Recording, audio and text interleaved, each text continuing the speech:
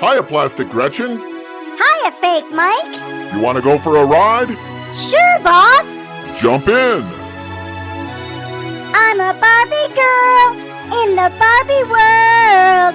Life in plastic, it's fantastic. Oh my, Fake Mike, slow down. We cut the insurance rates, remember? That's just for the losers, Gretch. The public pays for our bennies, pensions, and cars, remember? Oh, Fake Mike, what was that? I think it was Brian Woodward. He must have fallen off the garbage truck on his way to the cemetery after we threw him and 20,000 other invalids out with the trash. The truck must have hit a big pothole. Oh well, screw him. Come on, Barbie, let's go party!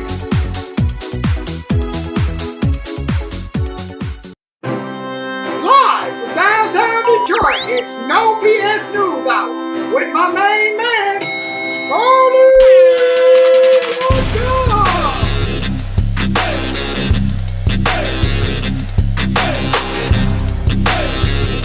No bullshit!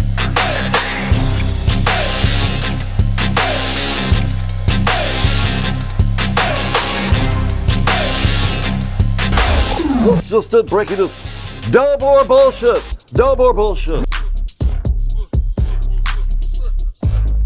All right, don't be staggering in the darkness of the digital dome. If your profits are jaundiced and your growth anemic, there's Light, XG Service Group, experts in voice-over internet, security cameras, and off-campus access control, Wi-Fi and cameras for homes, businesses. They design it, they install it, drive-through systems, railroad cameras, the total wireless works. Call Matt Yaskovitz at 734-245-4100.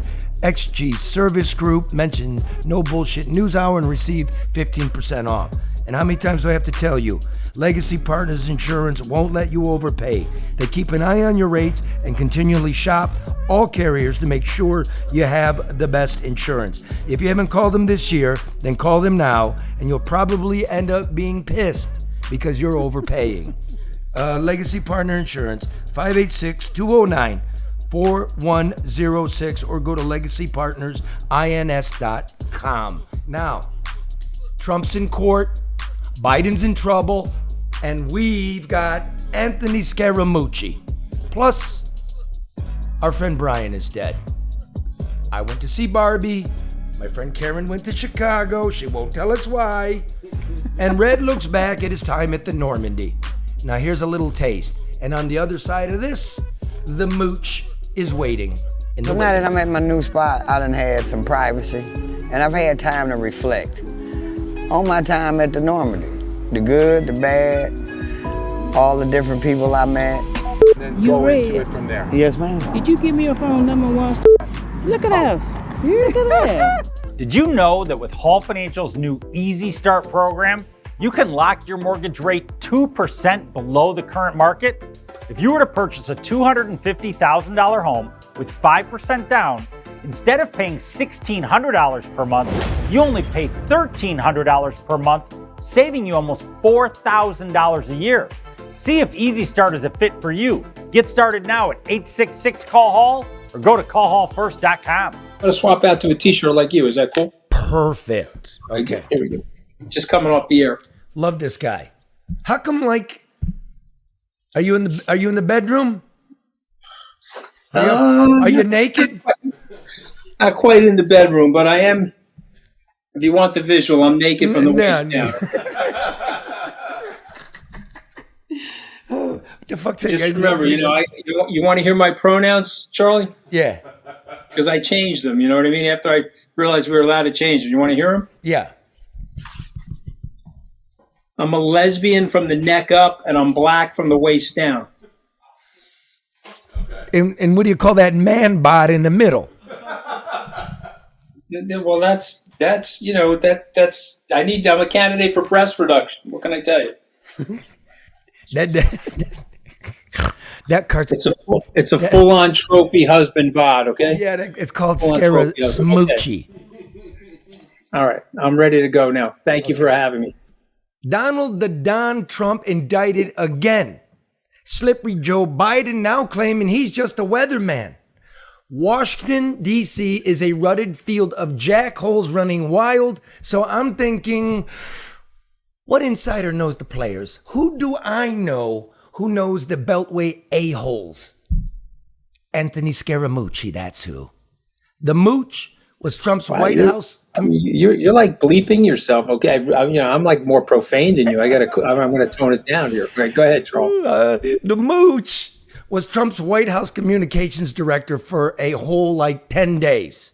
No, let's use 11. Don't hurt my feelings, okay? I mean, don't chip me out at 9.1% of my federal career. Either way that you cut it, that world record is only eclipsed by his one-day appearance on Celebrity Big Brother.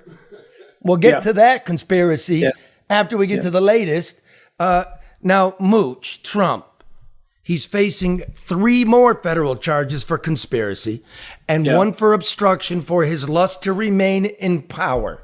Now, you just got off of Anderson Cooper 360. And let me just tell you, brother, 360 means a circle. You're chasing your tail on that fucking show. Don't do that show anymore. You're in the right place you need to be.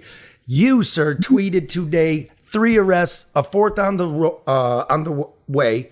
Trump is toast. The question is, what kind of toast? Melba toast? French toast? Burnt toast? What do you mean by that? Well, I think he's burnt toast. I think he... listen, he'll have political support. One of the weird things, Charlie, and you know this from history, when political leaders are jailed to their constituents, to their loyal base, it makes them more powerful. There are good examples of that in Nelson Mandela and Martin Luther King Jr. There are bad examples. Vladimir Lenin. I was just going to get, and Adolf Hitler would be bad examples of that. And so when political leaders get jailed, there's a fervor around them and there's a cult-like behavior coming to their defense. And so to use Trump's own words and quote him, he could shoot somebody on Fifth Avenue. He'd still have a unstinting base. 300 MAGA people were asked by the New York Times, did he have any faults? And I think 98% of them said no, they couldn't find any faults in Donald Trump. And so obviously all of us are flawed. So when you get that level of cult-like behavior, he'll have his political support. But I think the hammer of the justice system is going to eventually break that rock. And so, my dad was in construction, always told us it's not the first hit that of the sledgehammer on the boulder or the second. But when you get to that 100th hit and it shatters into a million pieces, which hit was it? It's the accumulation of it. And I think he's in trouble. And you've got another indictment coming in Georgia. It's draining his resources. You see his PAC is down to a couple $1 million. He blew $40 or $50 million defending himself. And people are alarmed by that because people thought they were giving that money to his campaign. But those people are not alarmed by that. They're giving the money to Trump to do whatever the hell he wants to do with it. And so people need to understand that are in the media elite. These people giving money to Trump, he represents them. He is the avatar for their middle and lower middle class anger. He is the chalice, this bitter chalice that they're drinking from, and they'll let him do whatever he wants. So, but I think he will. I don't think he can sustain this. He's not that superhuman. Well, let me do this since you know everybody here. For the guy I'm sitting next to in the bar drinking out of that chalice, here's what he's telling me.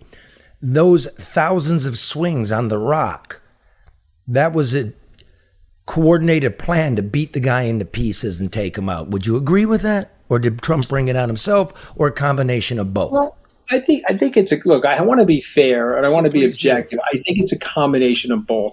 Pause there for a minute. Pause for a minute, yes. Because we can go slow here. You are acknowledging that guy drinking out of the chalice. Yeah, dude, there is something to that. I am that guy. I grew up with that guy, and I grew up in a blue collar middle class area. I get the guy. I was once that guy, and basically I still am that guy. So I want to be fair. You have a situation going on in the country that's glaring, and it creates a tremendous amount of distrust. And unfortunately, there's no accountability. So let's say that everything that they're saying about Mr. Trump is true, and all of these indictments are true. But what about the Hunter Biden situation? Now people, whataboutism, don't say whataboutism. But you just have to think about this for a second, Charlie. You're indicting the former president. Maybe every allegation is true, but then the same Department of Justice is allowing Hunter Biden a loophole in a plea bargain agreement where they're going to say, hey, you plead to this, and oh, by the way, you'll have immunity from any of these Foreign Corrupt Practices Acts if you violated any of them. And so that guy in the bar that you're sitting there with, that's drinking that scotch with you, he's like, okay, the system is not fair. And by the way, if I did what Hunter Biden did or I did what Donald Trump did, I would be in jail a long time ago. That's what that guy at the bar is saying. So to me, we have a broken system now. I'm not saying that Mr. Trump isn't going to get punished for some of his misdeeds, but I think that people are looking at the system and saying it's tiering. We always knew that the rich were going to get favored in the system. This is the reason why I'm against the death penalty, frankly, because if you're a poor black person in Texas, you may or may not even done the crime, but there's a good chance you're going to go to the gallows. But if you're a rich white guy, you could take your machine gun into a shopping mall and spend $20 million, get yourself acquitted on insanity. So it's not a fair system, 100%. It's one of the more fair systems in the world. But I do think that guy at the end of the bar, that's the reason why he's locked in tight with Donald Trump. He thinks this is persecution to the ninth power. And he's looking at the situation and saying, okay, I hope Trump fights back and does in some of these members of the establishment that are tiering the system. That killed us all. Okay, so let's put this in order, these 1,000 swings you're talking about. I say, forget Stormy Daniels. That's a bullshit charge. I can't understand. Like, I understand it was hush money. There's no doubt what he did. I don't understand how that's a felony. It was the cover-up of the hush money. Remember, if you read through the indictment, it's a cover-up of the hush money. So he used the corporation to cover it up. And so there's an issue there, whether it was campaign finance spending or not. It didn't show up on its taxes. Yeah, but Hillary Clinton's campaign did the same thing with the Steele dossier. By the way, you didn't ask me this, but I'll answer it. And I said this when the charge happened. I said that was a malpractice. I thought that was very unfair. There was partiality, a lack of objectivity in the justice system. See, I don't mind, dude. I don't agree with that charge. I don't mind if they brought that charge, then bring it against Clinton too. She did the same thing, but we move that aside. You can. Yeah, well, that's the problem. That's the tiering. So I don't think that charge was fair. If you want to go to the other charges, the ones let me do it. Okay, so let's go. Okay. Now we do the Mar-a-Lago, and Trump likes to fly around his secret document, show what a big shot he used to be, right? Okay. He's out of office. I don't know how big that pot roast is. But now, with these charges this week, for the first time in American history, somebody's been charged for actions that they conducted while president of the United States. Is that what makes this indictment such a big deal? Yes, and I also think, listen, I think they're mad at him for the way he handled himself in the presidency, and he could come back at them and say, well, I was the president. I should have access to all of this classified information, but they didn't trust him with that information. And so they were very fearful. And again, I'm not making the claim that he sold information. I'm not the person that believes in Vladimir Putin's pocket or any of that nonsense that comes out of the left. But I do believe that he's got a big mouth, and I do believe that he's insecure. And since you brought up Stormy Daniels, I mean, her nickname for him, she calls him Tiny. I mean, and he's obviously tiny because of the way he handles himself with the over masculinity and the orange war paint and the 2.5 inch heels. Yeah, I mean, come on. All of that over masculinity is an overbite to all of the insecurity. And so I think the intelligence community, by and large, very mad at him. They didn't trust him, and they thought he was somewhat impetuous and reckless in his decision-making. So when they saw all of that classified material in Mar-a-Lago, that's why you had this very big jump on him. And but listen, he could have defended himself better on that, but he didn't. Sure. And so he's stuck in it now, and then he got caught. Again, where do you get caught? You know this, I know this because we're old enough. It's the cover-up that is often worse than the crime. And so he got caught in the cover-up. And I think that's where the indictment really lays out facts on him that's going to hurt him. So, well, in politics, you can think it's unfair, you can think it's not unfair, but you can't take classified documents, nuclear secrets, military intelligence, the way we gather intelligence. Okay, you can't put that in your bathroom in Mar-a-Lago. And I got into a few fights with him in the 11 days. He wanted to release all the Kennedy assassination documents, and we fought over that because, again, you don't want our human resources on the ground. If you're an American patriot and you want to protect our intelligence officers around the world, our human intelligence, you don't want our sources and methods out there. Mooch, Kennedy was killed in 1963. What are you talking about? Release the documents. No, you can't release the documents because talking to deep state Scaramucci over here. No, I'm not a deep state person, but I don't want the agents around the world to get killed. Let me tell you something. If your son was serving in the CIA and he was stationed in a dangerous place, and we're releasing information about how he's contacting us, and we're releasing information how we're gathering human intelligence, and it allows our adversaries to figure out and identify who our agents are. From 1963? We see those agents get killed. That's deep state? No, that's patriotism. Okay, let me bring it back here because I'm not anywhere close to the deep state. I hate the deep state. I was only saying, Tony, that Mar-a-Lago didn't even bother me that much. I found it to be ridiculous, but the charges this week, because these are actions taken by a sitting president, this could really snowball. This could really diminish the institution. And I'm reading the charging documents, and Prosecutor Jack Smith dispensed with the First Amendment arguments of freedom of speech or the fact that Trump, as his surrogates are arguing, was simply following the advice of his attorneys. He used specifically in that language that Trump caused violence fueled by lies and that the defendant knew they were false. And then he points out that the DOJ told him so, the White House counsel told him so, the Department of Homeland Security told him so, state Republican Party leaders told him so, even I told him so. So real quickly, what are the odds of him wiggling out of this with the full weight of the presidency behind him at the time of it? I think it's tough. I'm a money manager, got several $1 billion under management, and I have litigation experts on my staff. I outsource a lot of our research to these independent research people. And again, these are people, no dog in the hunt, not Democrats or Republicans, but they're paid to be objective and analytical about the situation.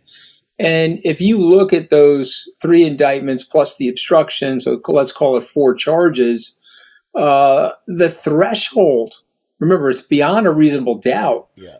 But you just have to have 2 or 3 people testify that, hey, Mr. Trump knew that what he was doing was fraudulent. Mr. Trump knew that what he was doing was lying. And you've got a conspiracy to defraud the United States. You have to think about the level of that charge. The other thing you have to also think about is that he's a former president. A guy like Jack Smith or people on his team, they can say whatever they want on the right, but the threshold to go after a former president has to be way higher because you better get this right. You got to get into the courtroom and you have to overwhelm a jury with the evidence against a former president. And so, I don't know. Anything can happen. I know it's a crapshoot. I mean, I only learned 2 things when I was in law school. One was don't be a lawyer. I thought that was very obvious. And then the second thing was try to avoid jury trials because you have capricious jurists and you have you're a 50-50 on the potential outcome. So, but if you talk to people, forget about me because everyone thinks I'm biased because I'm fighting with Trump. You just talk to somebody objective about it. They think the case is very damning. The J6 case is very damning. I just want to make one point. But I'm a Republican my whole life. All I'm looking for, you and I are old enough to remember the light beer commercials, right? Tastes great, less filling. I want same policies, less crazy. That's all. That's all I'm looking for. Same policies, less crazy. Well, let's go and crazy, he represents crazy. You know, he represents havoc and chaos and crazy. And these are yes, speaking of, just going right out here to crazy land. These are, by my count, something like his 80th charges, right? And every time he gets charged, the guy goes up in the polls, and raises money. He raises money. It's quite likely he could be elected while still waiting for trial. It's quite it's possible, not likely, highly unlikely, that he could be sitting in the cooler and elected president. That's how crazy this is. It is possible, although that stuff is weathering, and people, when they're under that much siege, they start making mistakes. But I don't, I'll make a prediction on your show. It's not clear to me that President Biden is going to be the nominee. And people say, well, what are you talking about? It's a fait accompli. Not necessarily. That's what Tucker Carlson last cycle said on this show. Well, there's a rumor out there, the New York Times, that is going to report a story about insiders in the White House talking about the president's declining faculties. I mean, you don't have to be a rocket scientist to look at what's going on and see that he's under a lot of pressure at age 80 and may have some declining faculties. Okay, and I don't want to say anything overly disparaging about him either, but the Democrats have to be looking at the gauntlet and saying, if Donald Trump becomes the nominee, he has, in my estimation, a 50-50 chance to be president. If the economy weakens or Joe Biden's mental disposition gets weaker, it increases the odds that he'll be president. And so, if they have an opportunity to ask the president to step down and say, hey, like Lyndon Johnson, I'm not going to seek the nomination, they'll have a better chance against Donald Trump in 2024. But if Donald Trump is the nominee, it looks that he will be the nominee, if he can withstand this onslaught. If he is the nominee and they put up Joe Biden, look out. Remember, Mr. Trump only lost that election last time by about 40,000 votes. Yeah, this is the very chaos. Important states. Here's the chaos. Trump is tied or beating Biden in most polls that I look at. And Biden has the lowest approval rating in history for an incumbent. If you want to talk about Bidenomics, people think inflation, tax increases, a historic deficit. Fitch, my friend, my hedge fund friend, downgraded the United States credit rating from the pristine AAA to AA plus because for the last 2 decades, we can't manage our fiscal house. So now here's what we have. Biden is a corpse wearing concrete shoes, barely sucking air and being pulled down by a raft of corruption issues, thanks to Devin Archer, who says, yes, Biden was on the phone during these dinners. He called it on Tucker Carlson's Twitter show an abuse of soft power. We know he hosted lunches at the White House with Hunter's business associates. He flew Hunter on Air Force Two to China and to Mexico. There's the web of LLCs, photos, suspicious activity reports, texts, emails, witnesses. Should there be a special prosecutor, not for Joe Biden, but for Hunter Biden, and to find out where this leads? I believe there's enough that we need this. What is your take on it, Scary Mooch, the insider? Well, listen, I'm supporting Governor Christie. He believes that. He believes that we need a special prosecutor. I would have Christie on this show if I wanted his opinion. I want Scary Mooch's. Yeah, no. I'm giving you my opinion, which is consistent with his, which is why I'm supporting him. But yeah, no, my opinion is you need a special prosecutor. You have to true up the system.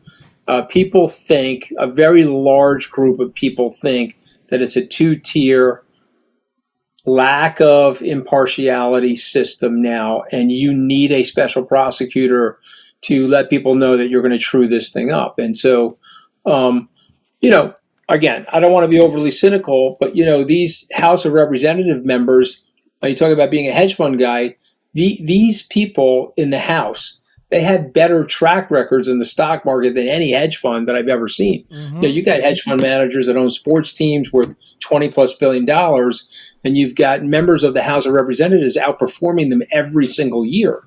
So I don't want to be overly cynical, but let's just present the facts as they are. These guys are allowed to trade on inside information, completely unfair and biased. They've jacked and ginned up the system.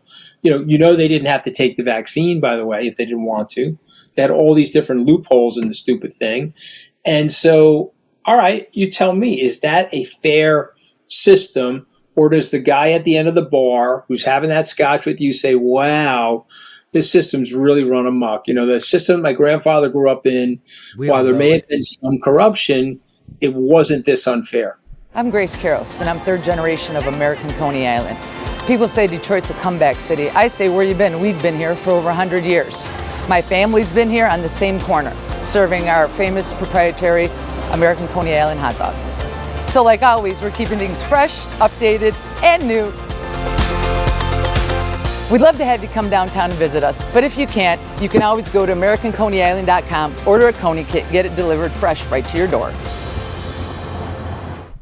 Okay, 2 last questions because I know you got to go. First one is an easy one. I'm looking at your library there behind you, and I noticed your book's not there. Why not? Yeah. Not that good? My books? Yeah. Why is it not in the bookshelf? What's not in the bookshelf? Your book. Where's your book back there? Oh, yeah. I don't want to put my own book in my bookshelf because I'm like one of those dudes, I've written 7 books. I don't want to put my own book up there. But I've written 7 books. I have a new book coming out in April, which is, I think, going to be a fun book. I just don't want to be one of those dudes, Go ahead and give a plug for your new book. What's your latest book? So my new book is From Wall Street to the White House and Back, a study in unbreakable resilience. An 11-day odyssey. That's what we call it. How you don't take bullshit from you know this better than anybody, which is why I love you. You don't take bullshit from people, and it's only over when you say it's over. When someone else says that your career is over or this is over, or they want to cancel you, that's bull. I think everybody would dig this. Tony, I think everybody would dig this. Like, I'm making a joke. You're a great guy, a really cool dude. You got to know this man to understand. But this is just a statement. I don't need your answer before I ask you the last big question. For everybody out there, the guy's there for 11 days because what did he do? He went to the press and was just having a conversation talking about what bullshit and self-serving people were in the Trump administration, whether you're far left or far right. I think you all agree with it. And then Tony's taking shit for the truth. That's what happened, more or less. Yeah, listen, that's more or less what happened. I don't know if you're friends with Bannon or not, but the guy's certifiable maniac. This guy wants to take the U.S. back to the Stone Age. And if you could give me the opportunity to debate him, I would love to, because the stuff that comes out of his mouth is like so nonsensical. So I said he was, smoking on his own swants in his office to a reporter that I had a 25-year relationship with. He was an Italian kid from my neighborhood. So this guy runs to CNN like a big baby, and he puts it up on the air. I say, okay, if you do that, you and I will never talk again. That's very transactional. I'll end up getting fired for that. And he's like, okay, look, I want to get you fired. Let's scrap our 25-year relationship and let's have you get fired, So I got fired. But you know what? I took it like a man. I didn't blame President Trump for that. I didn't blame General Kelly for that. I am fully accountable for that firing. I said something to a reporter I trusted. I technically didn't say it was off the record. That's my fault. I own it. But here's a big lesson for the people listening to your podcast. Big deal. Okay, you have ups and downs in your life. You have trials and tribulations. I got fired from the White House. I don't carry a millstone of regret around my neck every single night. I take it off, put it down, and go forward without thinking about it that much. And I think people have to do that in life if they want to be happy and live a great life. And I think that's the message of my next book that's coming out in April. The 11 days that shook the world. Yeah, but thank you for saying 11, because it really was 11, and by the way, it's sometimes I tell my therapist it was 954,000 seconds because, it makes it sound longer, but it was good. It's good. You probably wouldn't know who I was if I didn't do that. And so I now have a platform to kick Donald Trump's ass, which, I enjoy. And Biden's. He is one. Let me tell you something. He is one bully and he is one baby. Who, Trump or Biden? What's that? Trump or Biden? Who are we talking about now? I hate them both, man. I just. It doesn't matter. I would rather have.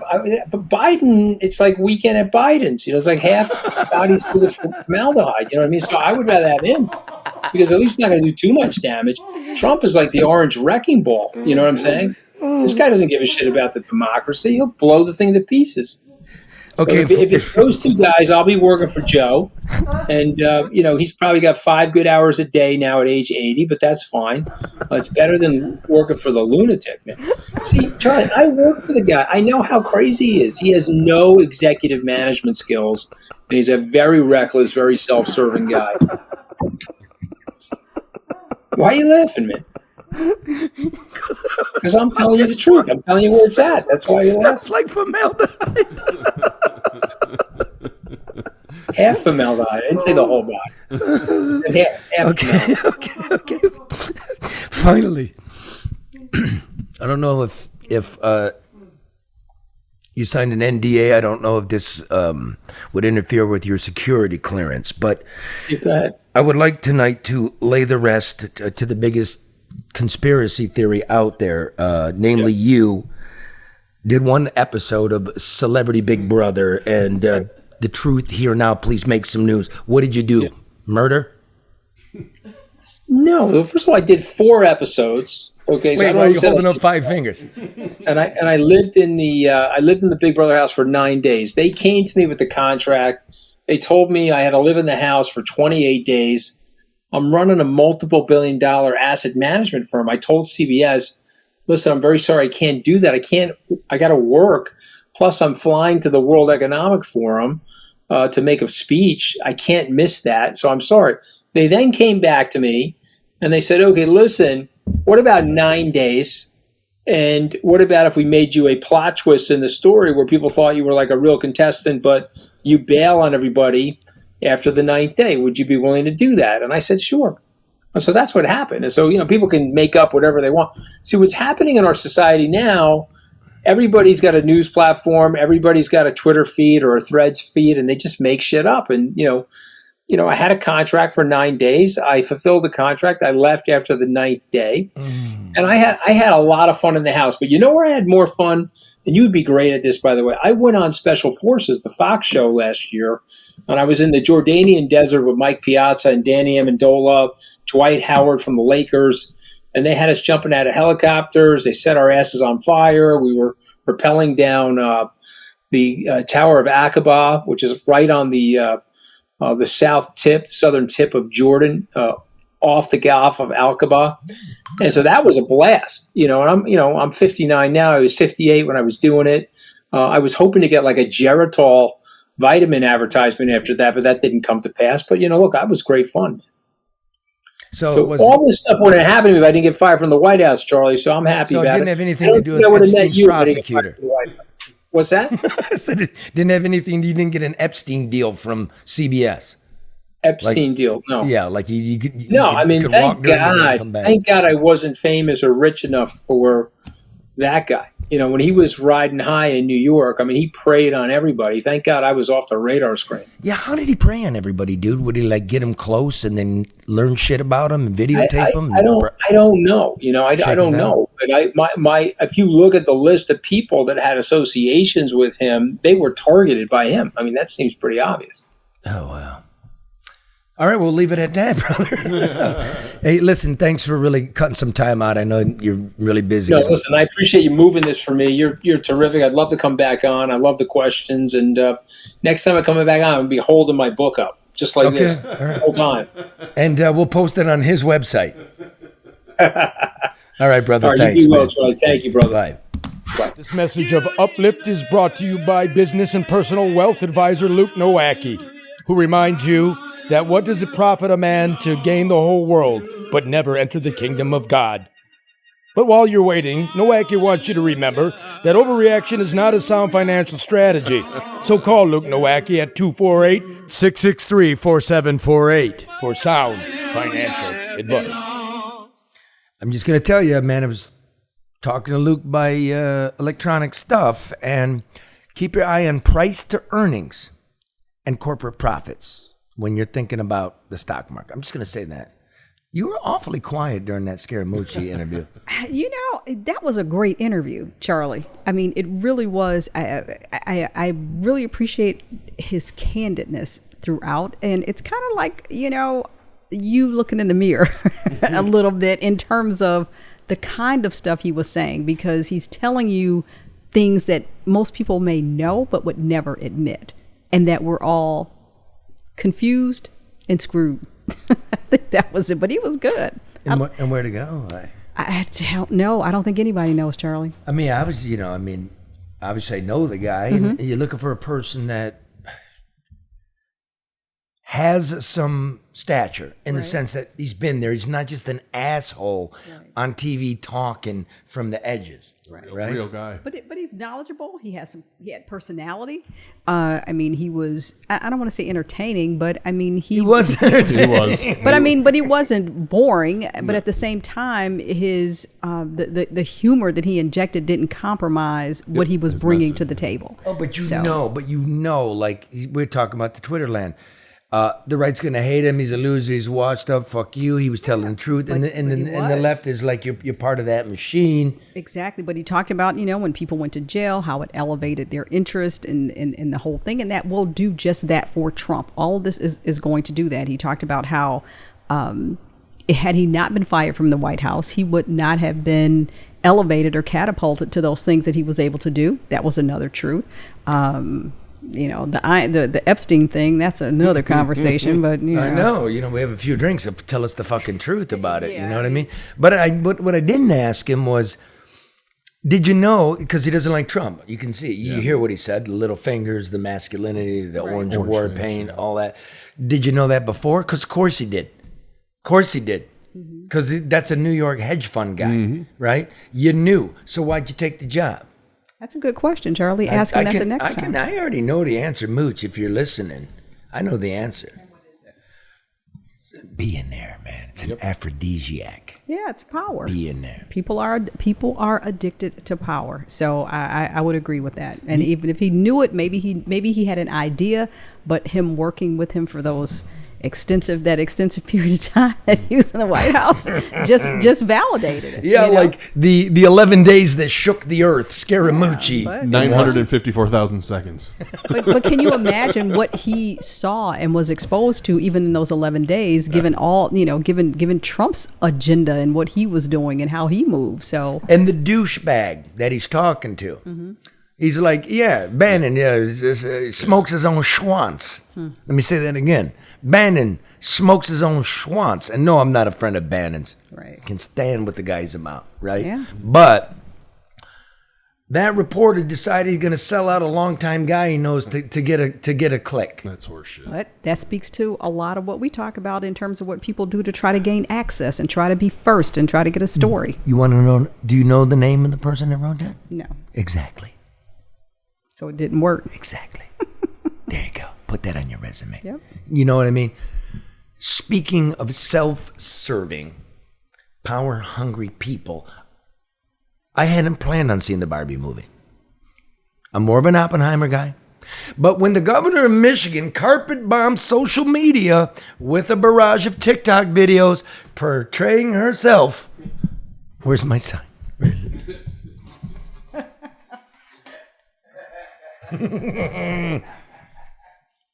As the ultimate 70s style plastic doll girl boss, well, I just had to see what all the hype was about. So I invited my 16-year-old daughter, who agreed to be my translator and cultural guide should an aging person, man, such as myself, have trouble interpreting the material. That being said, my daughter never owned a Barbie doll, not wanting to saddle her with unrealistic beauty standards and all that. I'm from the 80s, man. The idea of a pre-noon matinee got us giddy, Karen. Good morning, Barbie. We shouted it to everybody we came upon. Didn't matter if it was Carla, the concession stand worker, Demetrius, the bagel shop guy, or Clark, the dude in the pink shirt working at the construction site near the movie theater. Good morning, Barbie. I swear to God, we were loving it. We were fucking having a good time. They used to call me that when I was working in Colorado, said Clark, the iron worker. I had blonde hair down to my ass then. I was actually thinking about getting a Barbie sticker for my hard hat. So inside the movie theater, nobody was checking for tickets, and I resisted the urge to teach my daughter the art of the Cineplex misdemeanor. Masculine toxicity at its worst. No place for it. So we inquired at the popcorn counter about a sticker for construction worker Barbie outside. I'm sorry, said concession stand Barbie. The Barbie army cleaned us out on opening night. There's nothing left, not even cups. I thought those girls were going to riot. They were just really, really mad. I double-checked that. That happened in Birmingham, too. Oh, wow. I went to the Barbie army's insane. So me and my daughter, we got a bucket of popcorn, a couple soda pops in the old boring cups. Then we paid for the tickets and went in, even though nobody was looking for the tickets. Go in the morning. Nobody's working, people. Too toxic? Okay. Listen, on its surface, the film addresses patriarchy, existentialism, commercialism, and cellulite. In the pastel Eden of Barbie Land, women rule completely. They are the Supreme Court justices, the Pulitzer Prize-winning journalists, the construction workers, the president, and probably the governor. When Barbie makes her escape into the real world, the awful truth is revealed to her. Construction workers are really guys like Clark from Colorado. When she returns to Barbie Land, Barbie realizes her not-so-much boyfriend Ken, who has also gone to the real world with her, returns first, and he imports the notion of patriarchy and stages a coup in Barbie Land. You get me, Kirby, so far? Okay.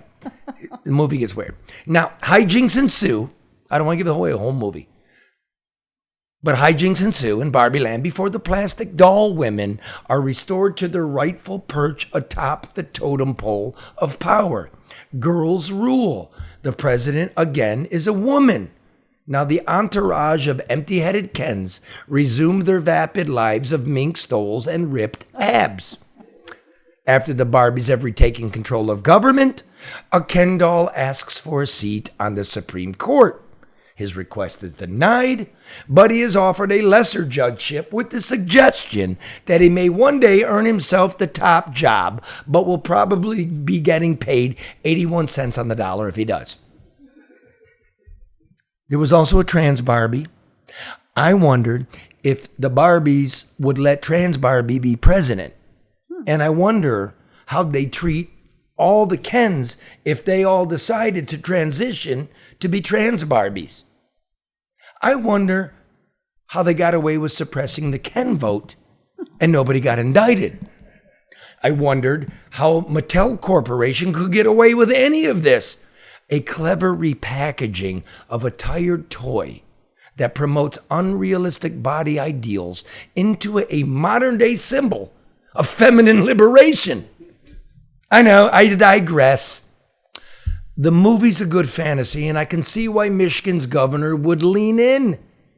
It beats talking about the real world. In Barbie Land, nobody dies in nursing homes. Nor do car crash victims molder in hospitals after having their medical coverage ripped from them by the governor, and then they die.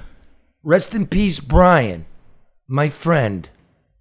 In Barbie Land, Malibu Ken even puts his own boat in the water. After the credits rolled, I asked my daughter what she thought about the movie. I don't really know, she said. It was kind of all over the place. I was relieved. I didn't feel so old. Didn't feel so patriarchal. I don't like not getting it because I do know this. One day, my baby is going to be in charge of her own corner of the world, no matter what she chooses to do. And when that happens, God willing, I expect her to be paid 100% of her value. Hear, hear. That makes sense. Now. But did you enjoy it, though, Charlie? I fell asleep. I know. I was like, well, who wrote this? I mean, it's just like, where did this come from? I fell asleep. The kid didn't get. Now, when you really, the Barbie army, I've talked to a few. I'm calling everybody Barbie girl. Okay. Okay, no, I like Barbie, man. All right. Oh my God, I feel so patriarchal. Am I mansplaining too much? A little bit. Okay, well, go ahead, Charlie. Just don't call Karen Barbie. Man, when man, the young women of the generation, not the next generation, they're here like, would you get 8.5? I loved it. And then when we start talking like this, yeah, all right, I gave it a 6.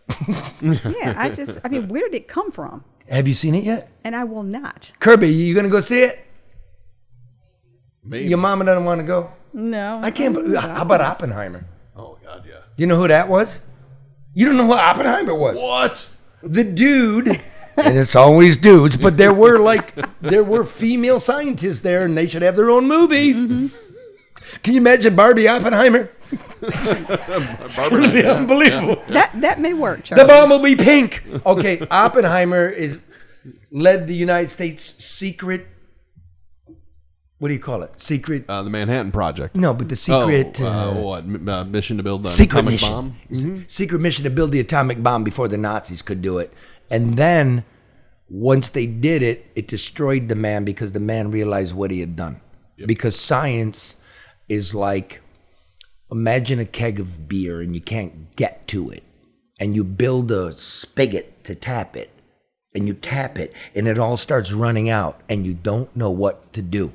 So you build a bucket, and then the bucket overflows, and you don't know what to do, and then the keg's running dry. This is like AI. Sounds like our world right now. Exactly. It's like...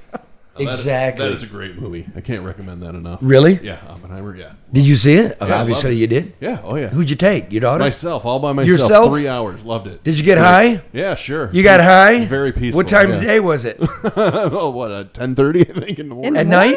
In the morning, yeah. In the morning? I like going to matinees. Hi? So fucking weird, dude. You are so weird. Not done in Barbie Land. Wait a minute now. Did you get high before you left home and you were driving around high? No. Did you do it in the parking lot? I sat there and enjoyed the movie. That's illegal. You can't smoke the weed in the parking lot. It's clearly stated in the law that conflicts with federal law. Just go see the movie. Okay, by the time you were done with the movie, were you high anymore? No. Oh, good. Perfect. Maybe he took edibles. Maybe that was it. Sure. He's blushing. Maybe it was just CBDs. I don't know. CBDs. Speaking of which don't get you high. You know what they do? They can help you maintain your wellness. They can help you with your stress, if you're feeling anxious, if you're having trouble sleeping. I got a friend named Red who just had a big move.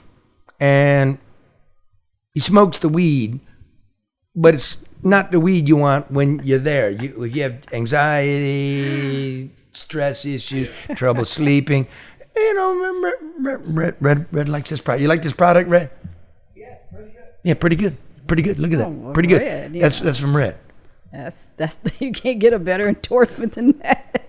This is a guy. We'll leave it at that. Okay. But they don't get you high. It's a whole different thing. It's the oil of the right. There's no THC. Exactly.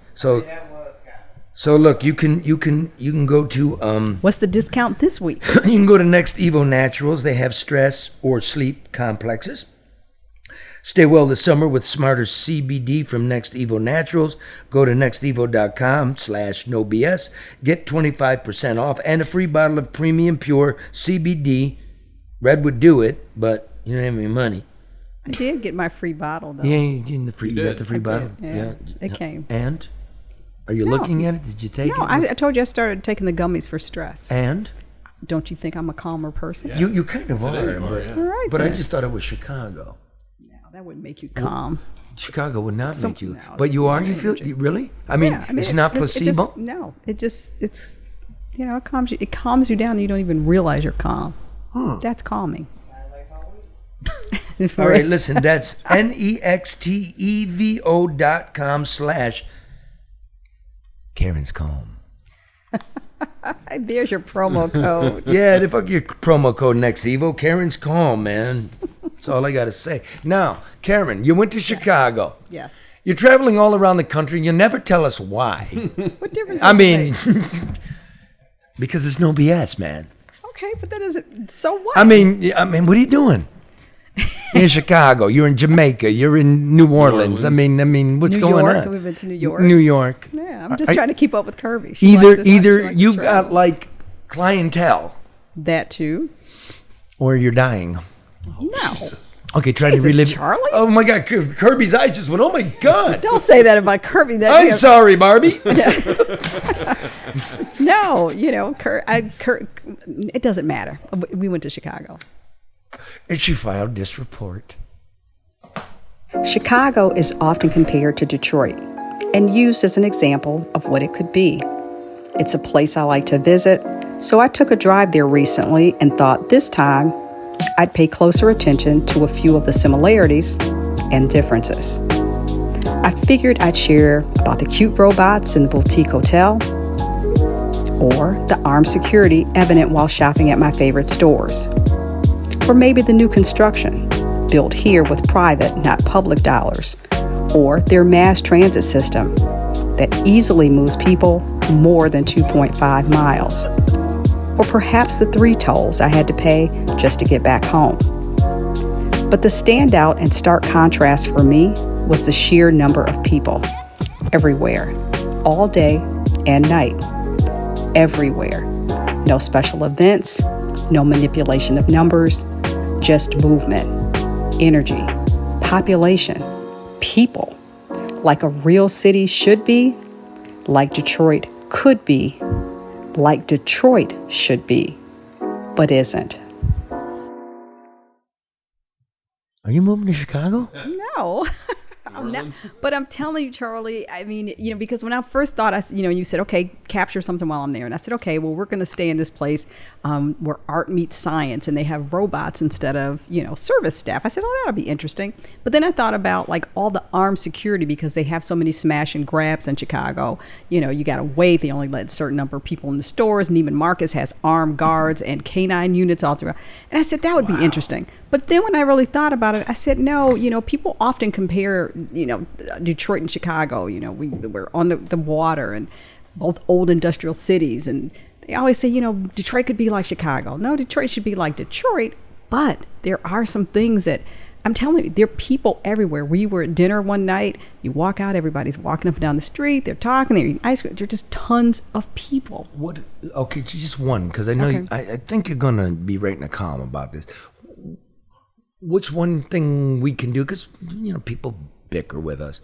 What's one thing we can do to get back to ourselves? Well, I think that, because they've had issues, politically. They certainly have issues corrupt. with crime. Right. I speak politics.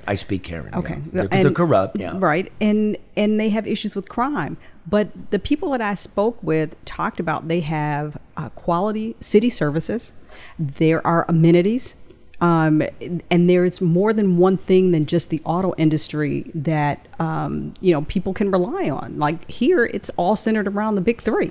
So, I think those are 3 things. And be honest, Chicago says, yeah, we got a crime problem. We're working on it. I mean, they got rid of Lightfoot because she didn't tackle it the right way, but they didn't try to sweep it under the rug and They're pretend that it honest didn't about exist. their crime. Yeah. They do things to mitigate. Post their stats, exactly. So, and understanding that's part of a large urban city. But okay, we're going to deal with it. So I'm going to tell you this: those toll booths. Yes. People want to get there, so they can charge. Chicago and Illinois is so broke that they sold those to the Saudi Arabians. Really? Yeah. The toll booths? Mm-hmm. Wow. Short-term cash. Well, I remember they sold the parking meters too, which was a huge That too. problem. Yeah. But I'm like, to get back home, it's like, okay, I had to pay, go through 3 tolls. And I'm thinking, like, that's something we could do. Like, we don't, and take that money and reinvest it back into the roads. Interestingly, though, Charlie, it took me 2 hours to get out of Michigan because of either construction or traffic. Didn't have that problem. The old Gary, Indiana. Didn't have any problems coming back in. So I figured everybody's had an exodus getting out because it was 2 extra hours just to get out of Michigan. That's because of that Gary, Indiana tollway bullshit. It's always They've been doing backed up. construction too. No, I was still in Michigan. This was like around Ann Arbor, just past that. This was still in Michigan. I was clearly in Michigan. The exodus. Karen's moving. No. Karen is house shopping. Yeah, that's why she's going all those She's places. like, maybe I'll live in Jamaica. Maybe I'll live in the 9th Ward. Maybe I'll live in the north side of Chicago. You have tastes. Don't move on Stopel. Don't move on Stopel. No, because then you're gonna have Red as a neighbor. Oh boy, that should be fun. Which we got a nice wrap up to Red's time at the Normandy, and it's brought to you by the Bricklayers and Allied Craft Workers, a local tool of Michigan, who are looking for hardworking men and women all throughout the state of Michigan. If you have experience in any of the trowel trades or not there at all, this is an option for you. If you have no prior experience, there are free training opportunities with job placement starting at $26+ an hour, plus bennies. Earn while you learn as a registered apprentice. You hear me, young people? Because I know there's 10 of you. Get ahead in life. Experienced tradesmen and women in building new or restoring old masonry, tile, marble, or terrazzo. Mm-hmm. Is that correct? Mm-hmm. Terrazzo. What is terrazzo?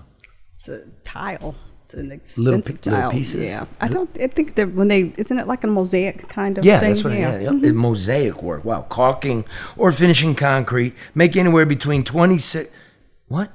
I know. It's very specific. No, 26 and 37. Yeah, not a bad what? pay. For cement work? Mark's going to quit. Hey, boss. Wait a minute. Or get fired. Wait a minute. Hey, Caros, what's the $37 an hour over here?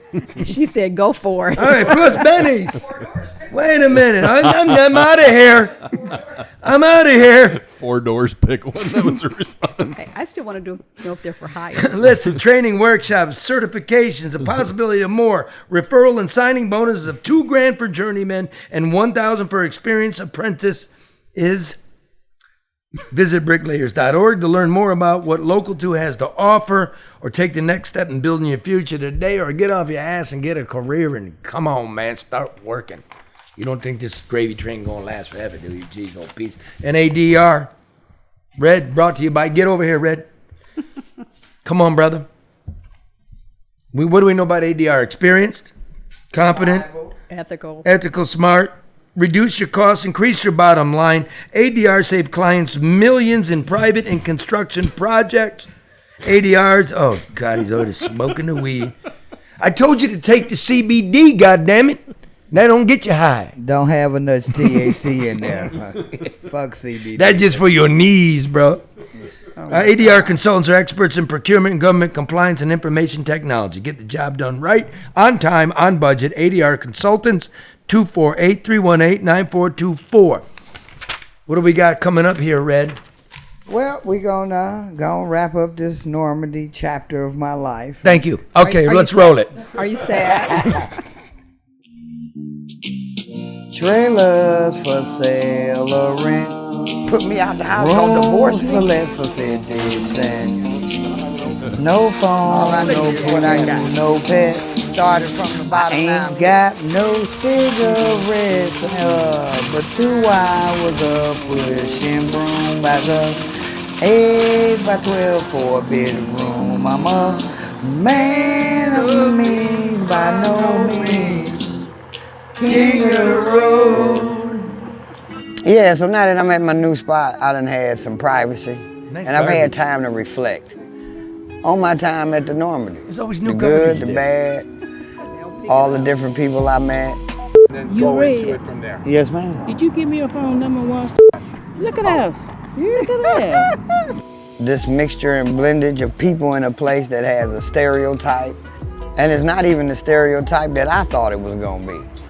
You know, it's a great place, in my opinion, for a person that's to hit a bump in the road, but still has a goal and an agenda and needs somewhere to get themselves back together and afford to be there. You got homeless people, you got prison people, you got so many people up in here with jewelry. Y'all know what I'm talking about, around that ankle. Right. You know, to where you don't know what type person you're dealing with. So be careful where you shit. And I'm actually gonna miss some of them people over there. I met some good people, like my man Mo, the desk clerk. As a desk clerk, I done seen everything you can name, from the top to the bottom, from the bottom to the top. I tell you like this, always had something uplifting and clever to say, and actually was pretty goddamn funny. Let me tell you, it's a story of a guy, he was cooking, but he was late for work. He was cooking so quick and so fast, he forgot to turn the fire off. So by the time we all figured it out, Everybody was outside in their undies telling what happened, and this guy was at work with a hot grilled cheese sandwich. And my man Bill, a real character all in his own. I wrote a gun out because he was trying to defend himself, man. He was a big motherfucker, man. You all right, Mike? Can't forget about Big Mike. Remember, he got kicked in the nuts and went to jail after he called the police. So we start squaring off with each other. He kicked me in the nuts.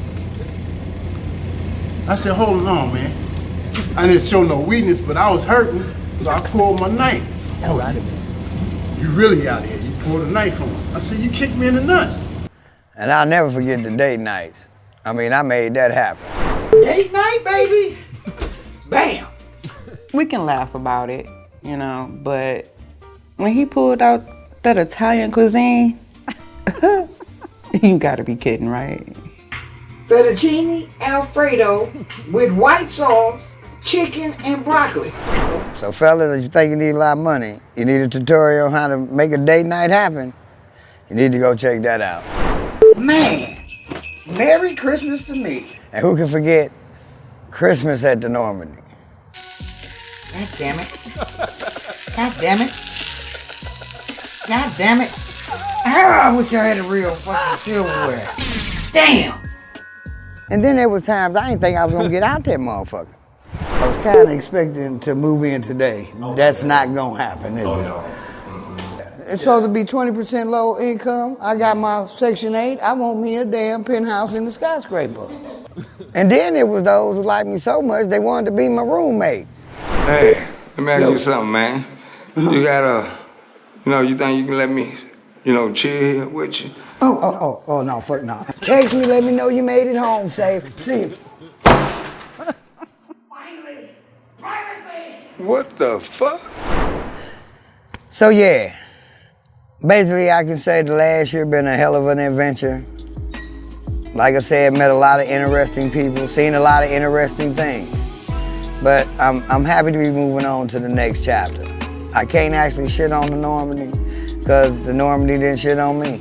It gave me an exciting new chapter. Shit, I brought in my nifty 50, my 50th year on this planet at the Normandy. So it's technically in a landmark historical place in my life. But I'm glad to have my privacy. I'm glad to be on to the next level. And I'm ready for the next set of adventures. Cause who knows what's gonna happen here. Hey, Brad. Oh boy. Woo!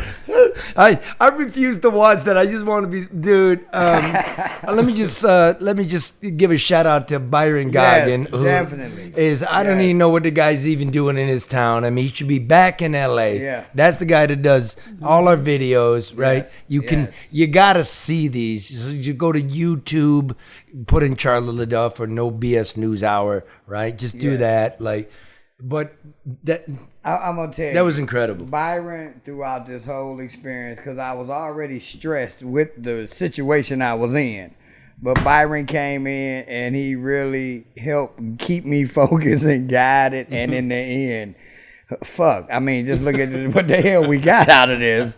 Who would have thought that a year in a Skid Row motel could turn into this? I mean, but. So, big shouts out to him. Enjoy it. Sometimes when your woman puts you out, right? It turns into fucking gravy. Hey, lemons to lemonade, and shit. Now we looking to see what's gonna happen next. When is your house warming, Ray? Whenever the fuck I can get the lights on. Whenever you can get some fucking heat, then it'll be warm. Oh my god. It'll be before it gets cold, but not before the sun goes down at 6. You better hope. Yeah. So is in the end of that piece there? Yeah. Hey, Red. Yeah. Is there a little burgeoning, maybe romance? Fuck no. In season 2? No. Actually, I'm waiting on the sheriff to come put her out right now. Hurry up and clear this upstairs out so I can have all the privacy. I shouldn't even fucking shoot that in I notice every week there's new trash sitting out front of that house, man. I don't think they pick it up. So this was they killing actually me, do. Right? Oh, no, do they they? actually fucking don't because I've been over there. I can't really. I'm moving in or whatever, but every Wednesday I make sure to go over, have a cup of coffee, enjoy the privacy of my porch and my coffee and cigarette. And I've seen him pick up the regular canister, and then the big dump truck comes by, looks at the shit, and keeps going. See, that's a city service. In a lot, one house over, they've actually started a fucked up mattress collection. It's just piled on the curb. I don't. It's like the Heidelberg Project, the fucking bed bugs. Look here, I won't even walk by the pile of mattresses because I'm scared of a bed bug. And then the neighbors are smart. I give it to them. The neighbors are very smart because they all take the shit to an empty lot. I wasn't that smart. I put the shit in front of my crib. That's called dumping, Fred. I'm not dry snitching, Karen. We're not going to do that. I'm not either, but I'm just saying that's dumping. You're going to have the neighbors at my door with torches and old bed mattress pieces burning. Talking about I'm snitching. But it's a good neighborhood. It's cool for the most part. I'm starting to get, as you get familiar, you get the stories involved. So I'm looking forward to this next chapter, adventure. You're now official West Sider. Yeah, well. What is the difference between the West Side and the East Side? That's More people. That's a whole. No. What is the geographical boundary? Woodward Avenue. Actually, thank you. That's technically it's John R. I think it's Woodward. It's Woodward to go east and Why west. do you think it's John R? Well, because what research have you done, sir? Google and a blunt. That's good enough. You got a blunt? Later on. I'll see you right after the show. Thank you for watching. Good luck, Red. Karen. Thank you. Please don't move away. I won't. I don't think. We couldn't stand to lose the queen of the scene. Then I'd be left here with just him, Karen. Please. And thank you, Tony Scaramucci, for being on. Bryan, we're always gonna remember you, man. Much love. They treated you like your dog, but you live like a warrior. Much respect.